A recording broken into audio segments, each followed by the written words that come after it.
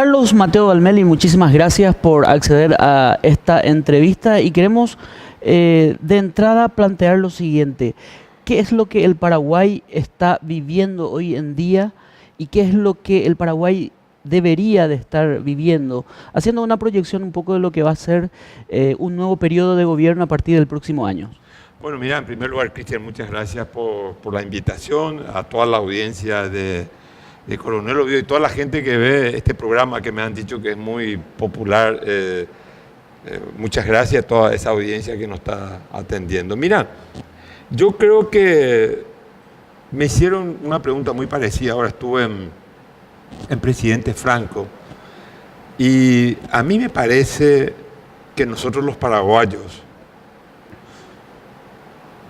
teníamos que haber tenido hace mucho tiempo, o sea, mejor dicho, teníamos que haber empezado a hacer una serie de reformas que le den un contenido y un sustento social a la democracia paraguaya. Yo creo que estamos muy atrasados en todo lo que se puede llamar una democracia incluyente.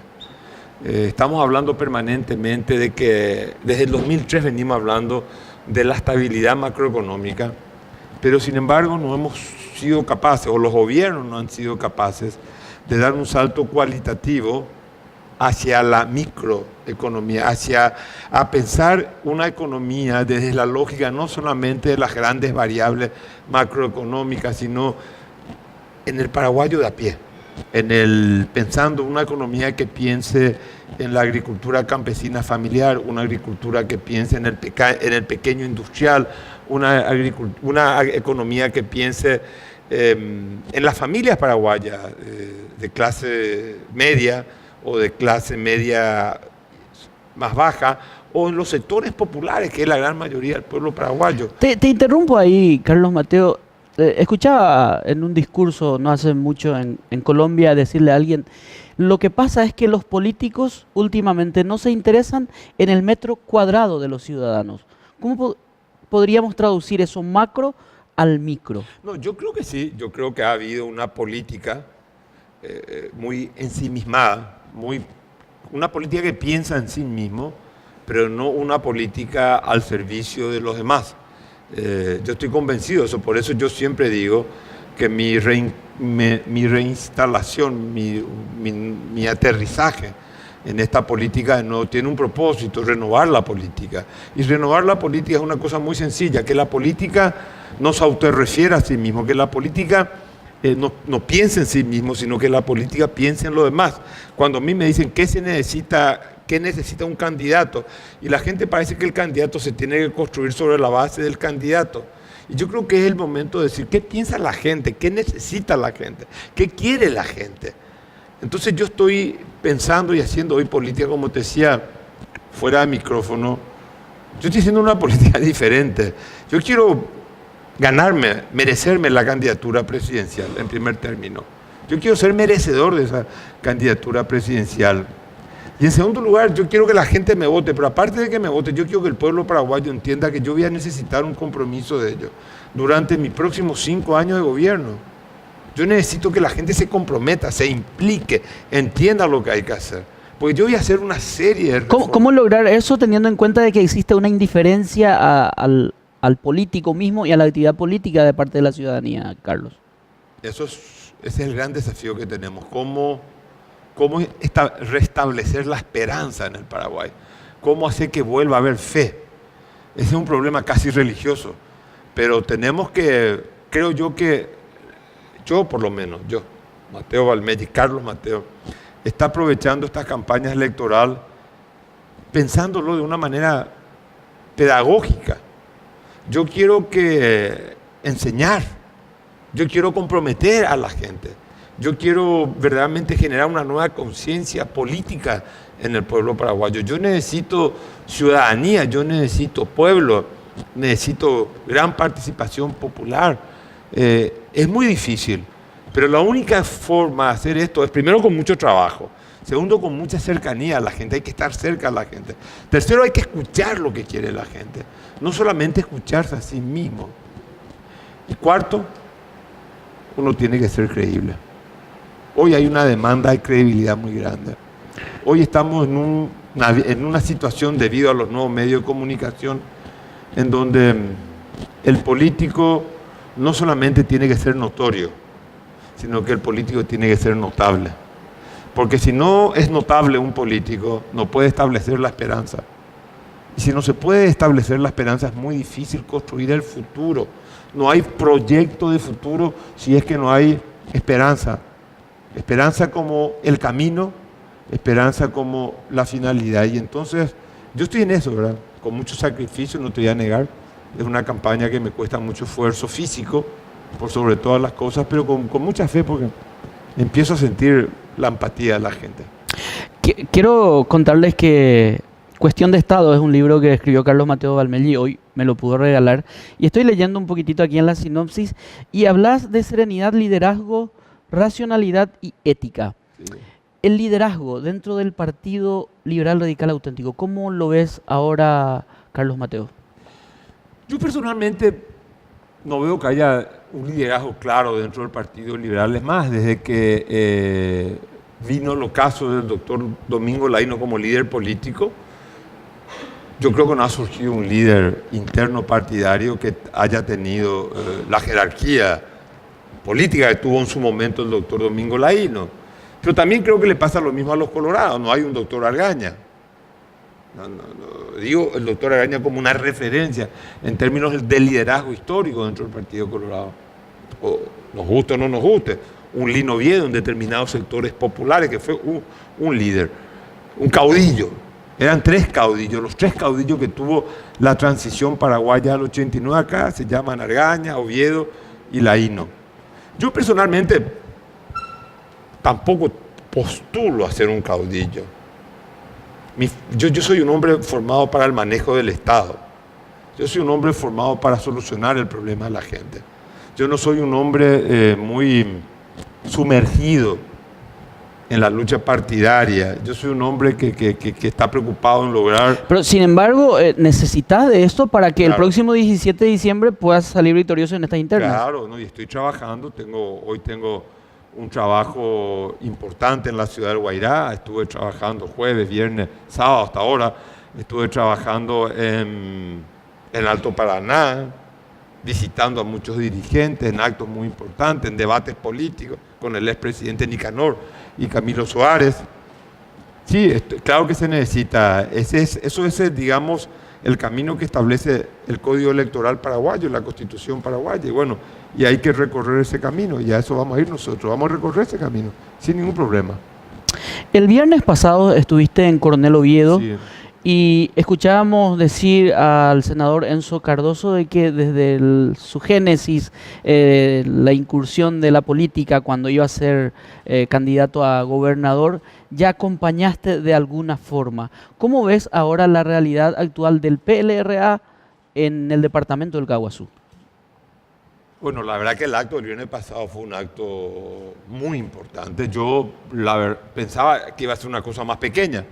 Cuando a mí me invitó Enzo, yo me voy y pensaba que iba a ser una cosa, te juro, por Dios, pequeña. Y fue un acto para hacer viernes al mediodía. Fue un acto importante, gente. Yo no te voy a decir multitudinario porque no era para llenar un estadio, era un lugar cerrado. Pero aparte había dirigentes muy importantes y hubieron cosas que me sorprendieron mucho. En primer lugar, me sorprendió mucho encontrarme y ser que es el candidato ahora a la diputación de Raúl Portillo, joven que yo le conozco hace muchos años. Y me parece muy importante que un joven así, que está trabajando en la profesión, con su señora, se comprometa en un proyecto político, abandonando un poco la comodidad de la casa y empiecen a hacer algo por su comunidad. Eso me dio mucha esperanza, la participación de Raúl Portillo. Pues lo conozco de que era mitaí. A todos yo le conozco de que era mitaí. Yo tampoco no soy muy viejo. El problema es que yo empecé muy joven en la política.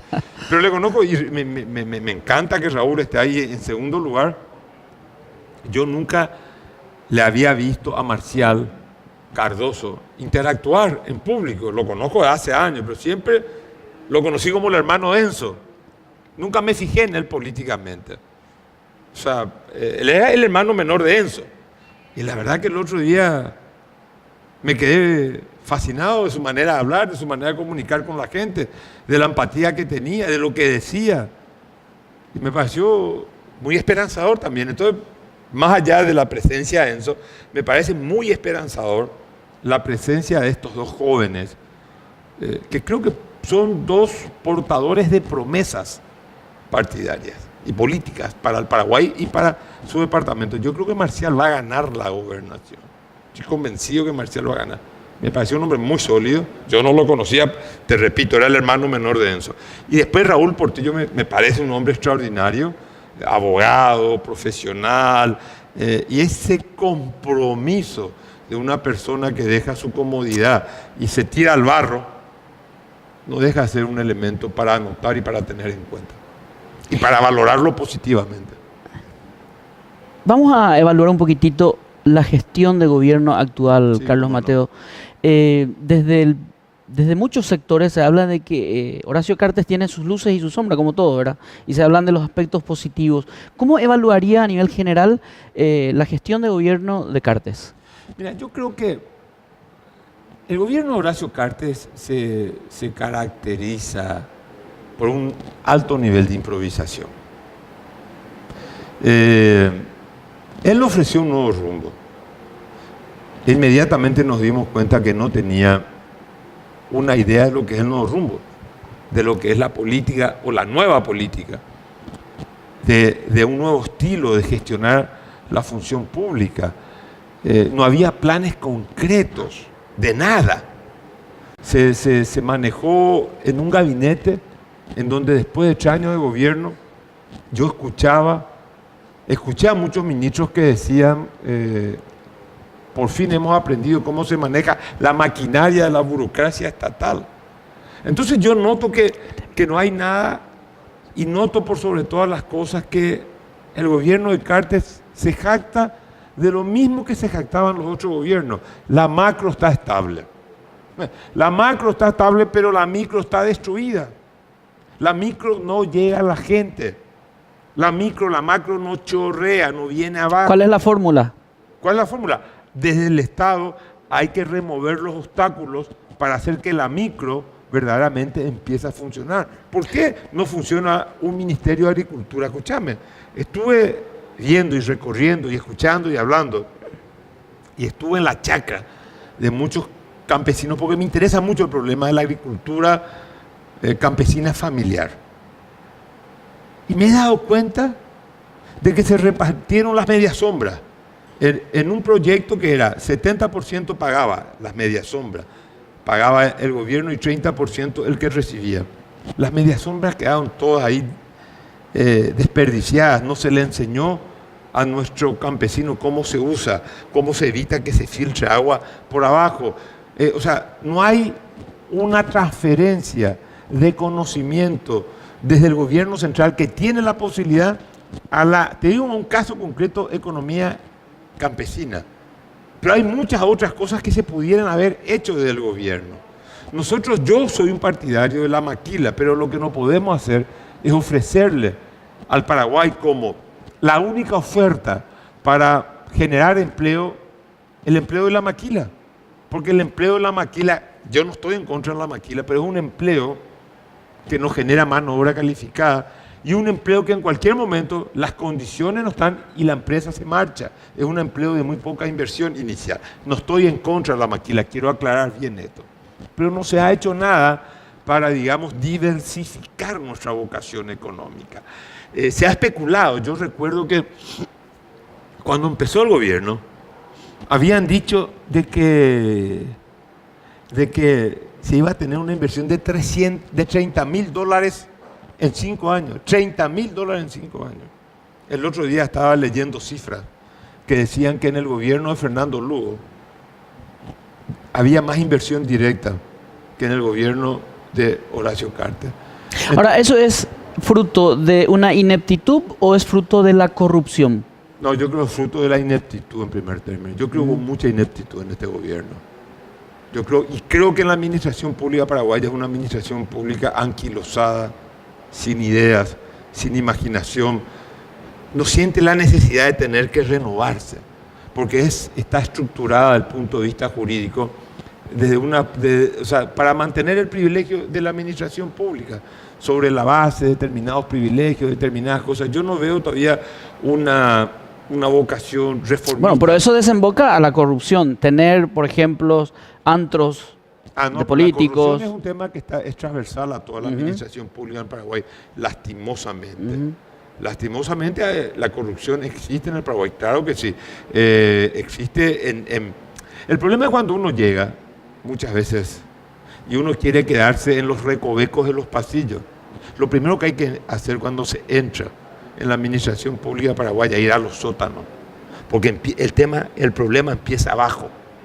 Porque abajo, en el nivel más bajo, en el subsuelo, es donde se hacen las grandes cocinadas.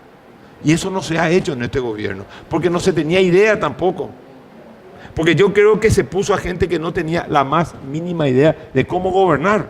Gerentes técnicos, tecnócratas. Una ficción que no existe.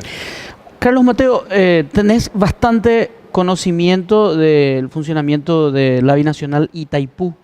Y existe un acuerdo que se debería de renovar, modificar, que es en el 2023, recordemos, en abril de 2023. 2023. Sin embargo, hoy sindicalistas de la ANDE especulan o sostienen que en octubre del 2018 ya se quiere hacer las modificaciones del anexo C, que Horacio Cartes estaría detrás de la privatización de la ANDE.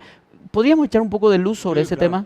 Bueno, yo personalmente, con respecto al tema de la privatización de la ANDE, no tengo la menor idea, pero con respecto al pasivo financiero de la Itaipú Binacional, yo sí sé lo que es.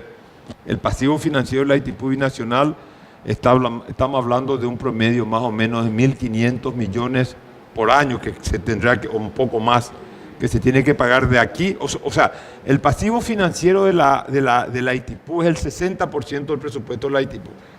Redondeando, que el presupuesto de la Itaipú sea un poco más de $3.000, estamos hablando de 1.000 y algo de millones de dólares anuales. Estamos hablando que en 5 años serían nada más y nada menos que 6.000 millones de dólares. Brasil no tiene ese dinero para pagar 6.000 millones de dólares, en primer lugar. Segundo lugar, Brasil no está interesado en... ¿Se dilataría mucho entonces esto hasta...? No, Brasil quiere empezar a negociar el anexo C en abril del 2023. Nosotros tenemos que empezar a negociar el anexo C el 16 de agosto del 16 de agosto del 2018. Y cuando lleguemos al 2023 ya tiene que empezar a regir el nuevo Tratado de Itaipú, el nuevo anexo C, el nuevo anexo que establece las bases financieras, el costo de la energía, del precio de la energía de la Itaipú Binacional. Entonces yo creo que acá el esfuerzo paraguayo tiene que abocarse en hacer que el 16 de agosto nosotros conformemos una comisión técnica que ya tiene que estar conformada antes. El gobierno que gane las elecciones el 22 de abril del 2018 tiene más de 100 días para preparar el gobierno. Y en esos 100 días el presidente tiene que saber qué va a hacer con Itaipú. Por eso es clave. Nosotros tenemos que entrar el 15 de agosto y saber qué vamos a hacer con la Itaipú Binacional, saber qué vamos a hacer con Yacyretá, saber qué vamos a hacer con Añacuá, saber qué vamos a hacer con la integración energética. Ahí no podemos improvisar, porque de ahí depende una de las posibilidades para que nosotros demos un salto cualitativo en el mejoramiento de nuestras condiciones materiales. ¿Por qué te estoy diciendo? Porque puede entrar más de 1.000 millones de dólares, le puede entrar al Paraguay en concepto energético. Eso si es que nosotros seguimos pensando con una idea del rentismo energético. Las binacionales solamente sirven para darnos dinero y pagar el presupuesto. Yo creo que nosotros tenemos que empezar una política en donde entendamos que el energizar el país, utilizar energía eléctrica para el consumo residencial, pero también para generar puestos de trabajo, es lo que nos va a quitar de la pobreza. Entonces ahí está el futuro paraguayo. Y ahí no se puede improvisar. Ahí no podemos ser jugadores de segunda división. Ahí tenemos que poner un equipo de primera. Pero llevando al caso práctico, Metrobús al final no va a ser con energía renovable. Bueno, Metrobús no va a ser con energía renovable, ya se está haciendo. Yo creo que, lastimosamente, yo sería partidario de que nosotros en todo lo que podamos ampliemos la posibilidad de utilizar nuestra energía renovable por muchas circunstancias ambientales, pero por sobre todas las cosas porque nosotros tenemos una gran capacidad de generación de energía renovable que son en las dos represas, Itaipú Binacional y la Yacyretá. Pero aparte de eso, nosotros tenemos que tener una energía, una política energética agresiva en materia de generación de nuevas energías alternativas. Yo soy partidario, a pesar de que muchos van a estar en contra mí, me dicen, pero Paraguay tiene mucha generación, pero nosotros tenemos que seguir insistiendo en generar más energía renovable y tenemos ríos que son capaces de generar nueva energía renovable. Yo soy partidario de generar al máximo energía renovable. ¿Por qué razón? Porque nosotros podemos generar una energía renovable, utilizar esa energía para el consumo doméstico y utilizar el excedente de Itaipú para vender al mercado libre brasileño o al mercado argentino. Y nosotros los paraguayos tenemos que constituirnos, nuestra política energética y nuestra política exterior tiene que apuntalar un proceso que no se ha dado en América y no se ha dado en el Mercosur, que es la integración energética. Nosotros tenemos que entender que la integración energética es la solución para la Argentina, para el Brasil, y para el Paraguay y para el Uruguay. Siempre y cuando no asumamos deudas como la que se asumió ahora con el Tratado de Yacyretá. Con el Tratado de Yacyretá lo que hay una cuestión pendiente, pero lo que se quiere hacer ahora es quitar un pasivo importante, digamos. Lo que se hizo ahí fue cerrar una deuda que tenía dos interpretaciones. Se cerraron los números. Lo que se cuestiona es que la deuda esa no fue auditada en primer término. Pero ese es un problema, digamos, diferente, yo creo, de otra naturaleza. Pero en todo caso, nosotros tenemos en la represa Yacyretá también una herramienta para crecer económicamente y desarrollarnos socialmente. Volviendo de nuevo al ámbito político, Carlos Mateo, el Partido Liberal últimamente, a la hora de ir a las elecciones, habla mucho de consenso. La última vez se hizo urnas delivery, Blas Llano fue el ganador, finalmente el candidato fue Efraín Alegre. ¿Cómo se va a dar esta disyuntiva para las próximas internas? ¿Se llegaría a un consenso? ¿Cómo se va a definir esto? No, yo creo que hay dos competidores. Uno es el presidente del partido, Efraín Alegre, y otro es Carlos Mateo. Y hay que competir. Las reglas del juego se respetan. Si él gana, yo lo apoyo. Si yo gano, espero que él me apoye. O sea, yo creo que hay eso, hay que competir. No creo que haya posibilidad de no. O sea, es tan consustancial con la democracia el consenso como la competencia electoral. O sea, no hay que temerle miedo a la competencia. Yo personalmente pienso que hay que competir electoralmente. Convengamos que los últimos sucesos del país en marzo, abril, hizo que la grieta, por utilizar un término bastante común ahora, entre el internismo liberal haya sido más grande. Hablas de apoyarle a Efraín. Si él me gana, obviamente. Sí, y esperás su apoyo. ¿Crees realmente que podría darse eso, Carlos? Bueno, en mi caso particular, yo solamente puedo decir que es mi palabra de caballero. No, pero hablando un poco del contexto. No. Él va a tener la obligación, porque si yo gano, él va a seguir siendo presidente del partido. Él es ahora presidente del partido. Y si llega a perder las elecciones el 17 de diciembre, él está obligado, porque él es presidente del partido. Por eso yo te digo que en mi caso particular, lo único que queda es mi promesa y mi honra como persona. Yo tengo un compromiso de apoyar la alternancia en el Paraguay. Si gano yo, él está forzado también, porque él es presidente del partido. Él tiene que apuntar y apoyar al candidato del partido. Pero en el caso particular mío es una cuestión de compromiso personal y de mi palabra empeñada. Yo soy un señor, yo soy un caballero, yo soy un caraíguazú.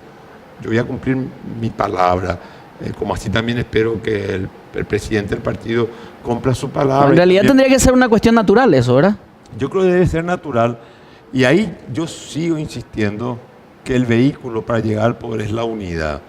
Yo estoy haciendo un esfuerzo muy grande de unidad. De hecho, el movimiento que a mí me postula se llama Unidad Liberal Ciudadana. Unidad porque yo creo que la unidad es el vehículo para ganar las elecciones. Y no solamente para ganar las elecciones, sino también para poder gobernar en conjunto. Pero aquí hay que estar unidos no solamente para ganar, aquí hay que estar unidos para gobernar. Y la unidad tiene que fraguar como un acto sincero, fundado en compromisos políticos serios, que no nos pase lo que pasó con Lugo, que nos fraguó la unidad, que fue una cuestión hecha de una manera egoísta, mezquina y que terminó mal. Hasta el 21 de abril duró la unidad. No, la unidad duró hasta que vino el juicio político, pero yo creo que... Bueno, pero eso ya fue... Claro, no me acuerdo la fecha de las elecciones, pero digamos que nunca cuajó. Nunca se ensambló un equipo político que apoyase el equipo de gobierno. Desde el principio hubo ya... Ya hubo tensiones, Sí. ya hubo discrepancia y deslealtad y lo que vos quieras. Carlos Mateo, es lo que tendría que haberte preguntado antes, ¿verdad? Pero ya me respondiste que tu equipo se llama Unidad Liberal Ciudadana. Ciudadana. Sí, me apoyan muchos sectores del partido. Pero uno de los movimientos que más se identifica contigo finalmente es el equipo joven. Claro, porque ellos son, en primer lugar, hay casos que estuvieron conmigo toda la vida, ¿verdad? Trabajando, amigos de toda la vida, Blas Llanos, Blas Lanzoni, Fernando Silva, no sé, Blanca Fonseca, toda la gente que estuvo trabajando conmigo toda la vida, Enzo, al amigo Portillo lo conozco de que era un mitaí. Raúl Portillo. A Raúl Portillo, claro, lo conozco de toda la vida, le conozco de toda la vida a mucha otra gente también del partido. Aparte de este grupo, del equipo joven, del llanismo, por Sí. decirlo así, Sí, ¿cuál- por ejemplo, me apoya gente en Concepción que no está vinculada al equipo joven, me apoya el intendente Yaguarón que no está vinculado al equipo joven, en Caguazú mismo el intendente de Vaquería, en San Pedro, en el departamento de San Pedro, gente que no son, en Itapúa, hay en todos los lugares gente que son líderes locales o intendentes locales que están apoyando mi candidatura a la presidencia de la República y no son integrantes del equipo 7. Mi proyecto es incluyente, la idea es traer a todo el mundo, hacer una unidad, pero no solamente a nivel interno partidario, sino también una unidad a nivel de todos los sectores de la oposición. Para cerrar esta entrevista, Carlos Mateo, y agradecerte nuevamente, quiero hacerte un poco una especie de ping-pong Sí, con nombres. cómo no. Me gustaría que vayas dando algunos adjetivos o percepción que tenés de la gente. Horacio Cartes. Me parece que fue un empresario exitoso y un dirigente deportivo exitoso, pero yo no le veo con destrezas para el liderazgo político, que es muy diferente al liderazgo empresarial. El liderazgo político necesita un discurso. No hay liderazgo sin discurso. Y Horacio Cartes es un hombre que no da un discurso político. Entonces ahí hay una falencia muy grande. O sea, con todo respeto, ¿verdad? A lo que voy a decir, pero para poder graficar, un mudo, con todo respeto, con todo, lo hago porque un mudo no es un líder, porque no puede comunicar un discurso. El líder tiene que tener un discurso, o líder político. El líder empresarial no es necesario. El líder empresarial ordena. Es diferente, esto es político. En política hay que hacer creer. En política hay que, Maquiavelo decía, la política es gobernar, es hacer creer. O sea, para eso hay que tener discurso. Yo no le veo al presidente con un discurso político y por eso no creo que tenga capacidades para poder dirigir los destinos del Estado paraguayo. Efraín Alegre. Me parece que es un dirigente, no, me parece un dirigente importante del Partido Liberal, es mi competidor y el 17 de diciembre el pueblo liberal va a tener la opción de votar por él o de votar por Carlos Mateo, ¿verdad? Me gustaría que se involucre más en lo que es la unidad partidaria, porque él dice, yo no quiero hablar con el llanismo, porque apoyó la enmienda, pero sin embargo habla con el luguismo, habla con Frente Guazú. Entonces, eso no es correcto. O es que se puede hacer una alianza y dejarla afuera al Frente Guazú. ¿Por qué va a dejar fuera a la mitad del Partido Liberal? Esas son las cosas que yo no entiendo. Nicanor Duarte Frutos. Nicanor Duarte Frutos, un dirigente importante del Partido Colorado, yo creo, bueno, más allá de que haya sido presidente de la República, yo creo que Nicanor, si hablara menos, sería más estadista. Creo que un hombre formado, pero creo que es un hombre que... A ver, porque yo no quiero ser crítico ni dar clases de nada. Lo que yo creo que el político tampoco tiene que ser prisionero de su discurso. Y Nicanor me parece que es un político prisionero de su discurso. Horacio Nicanor extremo, entonces, en ese sentido. Sí, Mudo. sí, sí. Uno es prisionero de su silencio y el otro es prisionero de su discurso. Yo creo que Nicanor es prisionero de su discurso. Él no administra los silencios. A ver, yo soy amigo de Nicanor Duarte Frutos, yo no estoy haciendo una crítica desde el punto de vista personal, una crítica, pero yo creo que si él administrara silencios y pausas, sería un mejor político. O sea, eso yo le diría si soy su consultor. Le estoy haciendo una consulta gratis a Nicanor. Espero que me pague si ve este programa, que él es obediente, que me pague.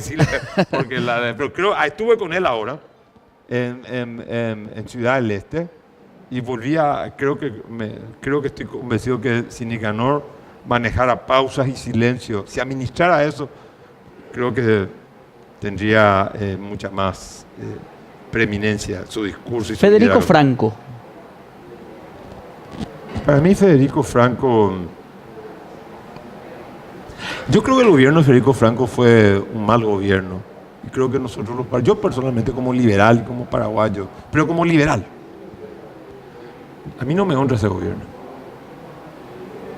¿No lo decís por el hecho de que fuiste su competidor para ser vicepresidente? No, y que gané esas elecciones y después por el tema electoral del fraude que me hicieron. No, eso ya pasó. Eso ya pasó. No. El origen no estuvo bien. Fernando Lugo. Fernando Lugo yo lo veo muchas veces como un hombre, un reivindicador social más que un político también. Me parece que le falta ese corsé político. O sea, sigue siendo de repente, me parece un reivindicador social más que... ¿Más cura que político? No sé si más cura que político. No, me parece más un hombre reivindicador, un hombre que está más en cuestiones reivindicativas, que está bien, yo no cuestiono eso, pero no lo veo con un, digamos, sometido al formato de lo que es un político. Tampoco eso quiere decir que uno tiene que estar siempre sometido a lo que es el formato de un político tradicional, que yo creo que están siendo muy perjudiciales para la política paraguaya. ¿A quién querés enfrentarle en abril del 2018? ¿Santiago Peña o Marito Abdo? A mí me gustaría tener un enfrentamiento más con el... Mira, yo creo que Mario Abdo representa de alguna manera un hombre que va a estar secuestrado por la lógica política corporativa. En ese sentido lo veo como el político tradicional, por más de su juventud lo veo como un político tradicional.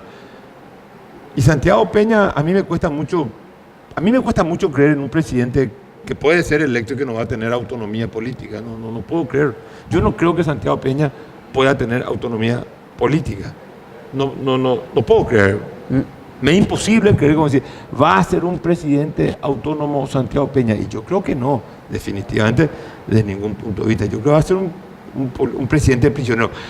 Y el otro, creo que Marito va a ser un político prisionero de esa cofradía de los políticos tradicionales, que yo creo que hoy en día necesitamos en la presidencia de la República un político, pero que tenga autonomía, que tenga vuelo propio, que tenga liderazgo, que tenga carácter, que tenga autoridad moral, que tenga, sí, autoridad intelectual, porque hoy gobernar no es tan fácil como era antes.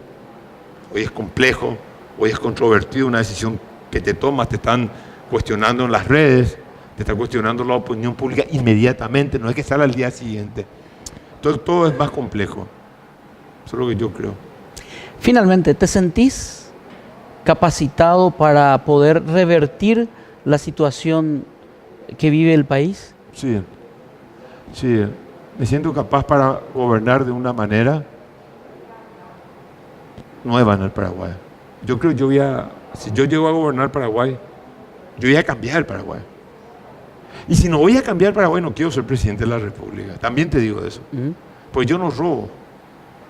Yo le digo a toda la gente ahora en alto para naciendas ahí político yapu, naciendas ahí toma mocoy, naciendas ahí político mondaja. O sea, yo soy presidente de la República, yo cambio el Paraguay. Yo no voy a ser presidente de la República para administrar el privilegio de un grupo.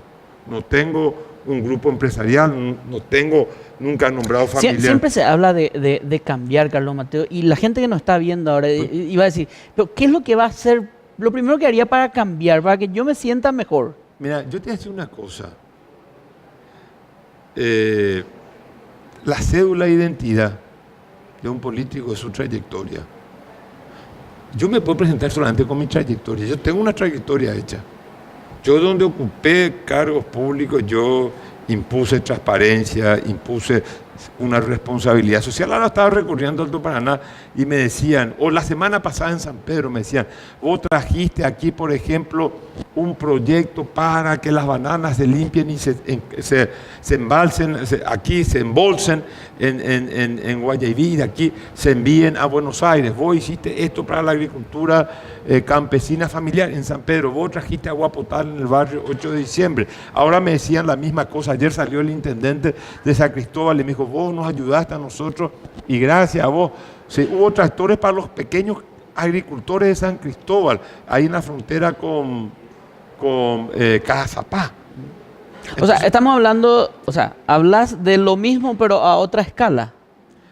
Claro, y tengo cuando fui presidente del Congreso, yo establecí un esquema de gobernabilidad que duró toda mi presidencia, y en mi presidencia, cuando yo abandoné, todos los sectores políticos me felicitaron como presidente del Congreso, y me acuerdo, sin recursos, por ejemplo, le dimos un lugar destacado a la cultura, hicimos el Centro Cultural de la República, y en Itaipú, cuando negociamos, conseguimos 360 millones de dólares más y transparentamos la entidad y gastamos todo el gasto social en gasto social y no en los privilegios a los cuales estaban acostumbrados los directores generales. Yo me siento muy orgulloso de eso. Y yo así voy a gobernar Paraguay. Y es más, y si no voy a gobernar así, si voy a ser un hombre secuestrado por los intereses corporativos, por los intereses sectarios, no quiero ser presidente. Por eso la gente tiene que saber a quién le va a votar.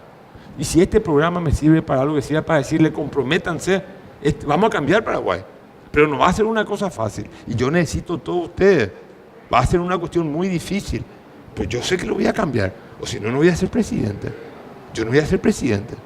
Yo no quiero ser presidente a cualquier costo. Yo quiero ser presidente para cambiar Paraguay. Yo quiero ser un Eligio Ayala en el Palacio de los López. Yo quiero ser un hombre que prepare el Paraguay para el futuro. Y lo vamos a hacer. Yo estoy convencido que lo vamos a hacer. No quiero caer en una campaña de ningún tipo electoralista. Lo voy a hacer. Yo creo que el Paraguay necesita, sin soberbia, un hombre como Carlos Mateo. Estoy convencido de eso. Y hay gente que tendría tu misma predisposición y capacidad para acompañarte en tu gestión, Carlos Mateo. Habrá, por el camino habrá mucha gente que me decepcione y lo vamos a tener que suspender en el cargo. Habrá muchos que me van a acompañar hasta el final. Habrá muchos que van a entender este mensaje. Habrá muchos que van a decir, como decían cuando yo estaba en Itaipú y puse ese sello, pague su bolsillo, y Argel tipo. Habrá de todo, pero la voluntad firme está para luchar hasta la muerte, yo creo que vamos a lograrlo.